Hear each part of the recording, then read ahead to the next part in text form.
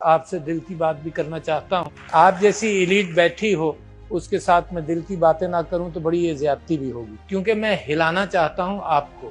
لہٰذا کچھ صبر کے ساتھ بیٹھیے گا، کیونکہ آپ ہی کے ذریعے میں ان لوگوں تک پہنچ سکتا ہوں جو فیصلہ کرنے والے ہیں، اور آپ ہی کے ذریعے اس ایلیٹ کو میں ہلانا چاہتا ہوں کہ جس کی گاڑی کی کھڑکیوں پر جیسے غریب دستک دیتا ہے، اس سال لوگوں نے ووٹ دے کر دستک دی ہے.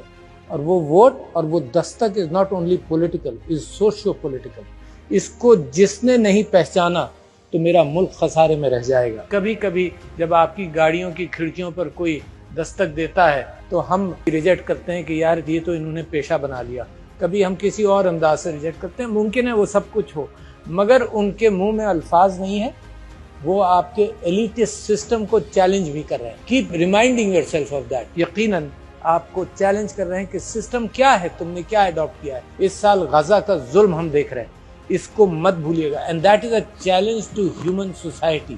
یہ چیلنج ان پڑھے لکھی قوموں کے لیے ہے جن سے ہم تصور کرتے تھے، ہم محسوس کرتے تھے کہ یہاں سے ہیومینیٹیرینزم نکلے گا. کوئی ہیومینیٹیرینزم نہیں آیا. جتنی سیکولر ڈیموکریسیز ہیں آج کل ان کے فیصلے سارے ویسٹڈ انٹرسٹ پر ہیں. میں یہ سمجھتا تھا کہ وہ امیگرینٹ سیرین بچے کی جو تصویر آئی تھی 2-3 سال پہلے جو میڈیٹرینین میں ڈوبا تھا، تو میں سمجھتا تھا کہ امیجری دنیا کا دل نرم کرے گی. میری غلط فہمی تھی، کیونکہ غزہ کی امیجری کے باوجود کوئی فرق نہیں پڑا ہے دنیا پر.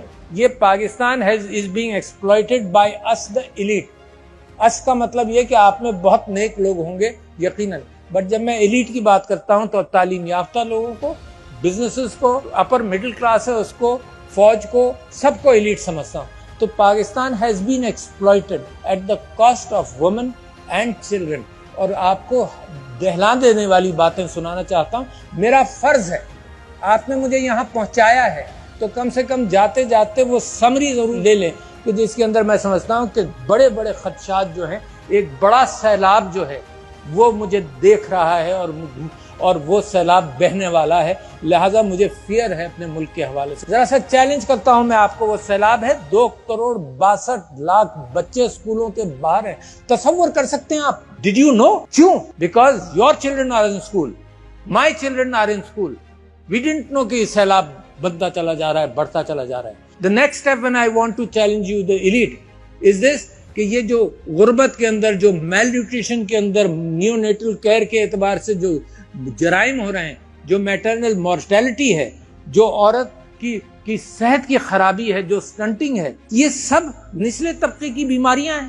لہٰذا we don't care. لہٰذا we don't make policies. And when did you make policies? Well, when you were hit also. COVID میں you're the third most successful country in the world in trying to prevent COVID deaths and COVID health. کیسے ہوا؟ اس کی 3-4 وجوہات ہیں. And that is the prescription for your country tomorrow. کہ elite اور غریب سب ہٹ equally تو the policies were made. اگر یہ غریبوں کے اندر بیماری ہوتی تو آپ کہتے کہ یار یہ اوور پاپولیشن ہے. جب یہ ایلیٹ اور غریب کی بیماری سب کی ہوئی تو that was the first thing which happened.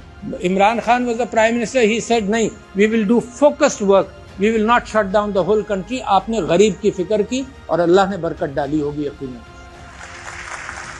میری بہن، میری بیٹی، میری ماں اگر سڑک پر آئے تو اس کے ساتھ ہراسمنٹ نہ ہو.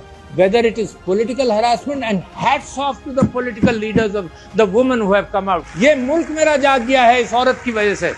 Hats off to those women who have stood like this. Hats off to the young youth who have come out and جو دستک دے رہے ہیں کہ دیکھو میرا بھی مسئلہ ہے، میرا بھی ملک ہے. تم لوگوں نے جو کیا ہے you must change. Look at Pakistan today. Why is that happening? Challenge yourself. It should not happen. It should never happen. مجھے ایک ٹیلی ویژن کمپیئر ملی، انہوں نے کہا جی سیاسی اعتبار سے وہ کہہ رہی تھی کہ جی اب ہم سوچتے ہیں کہ جو ہوا سب کے ساتھ ایسے ہی ہونا چاہیے. کہ میں نے کہا میرا ملک ہی رہ گیا ہے جس میں دشمنیاں نکلیں گی. میں نے کہا میرا ملک ہی رہ گیا ہے یار، ہمیں تو یہ دعا کرنی چاہیے کہ کسی کے ساتھ اب ایسا نہ ہو جیسا ہوا. You must strive for peace. You must strive for unity. You must forgive.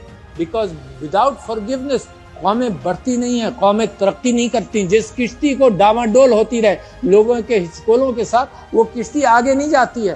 But it is very easy for Pakistan to progress. And I believe it is a matter of 5 or 6 years or 10 years.